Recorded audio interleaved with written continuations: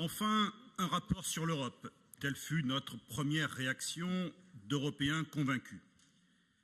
Hélas, à sa lecture, nous découvrons un texte qui semble renvoyer à d'autres objectifs. Produire un propos négocié entre des courants de votre majorité qui, chaque jour, émettent des positions totalement contradictoires sur les sujets européens. On nous propose donc un peu pêle-mêle des copier-coller, des positions ici de la FNSEA ou de la RF, ou encore des propos généraux sur des enjeux certes importants, mais sur lesquels notre région n'aura pas de prise. Nous identifions bien votre objectif, qui est de tenter de produire un discours minimal acceptable par votre majorité.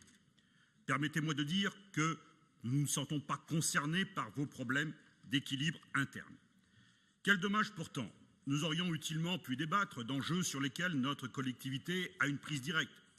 Quelle analyse portons-nous collectivement sur l'état de nos engagements au titre des fonds structurels, avec à la clé des pénalisations ou au contraire des bonifications financières et d'éventuels remarquetages?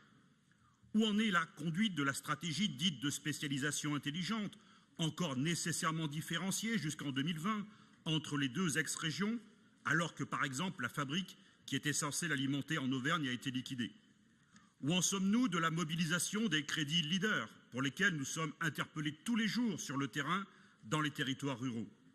Ou encore, comment permettre à l'avenir une différenciation infrarégionale des aides européennes dans une région plus grande et donc plus hétérogène?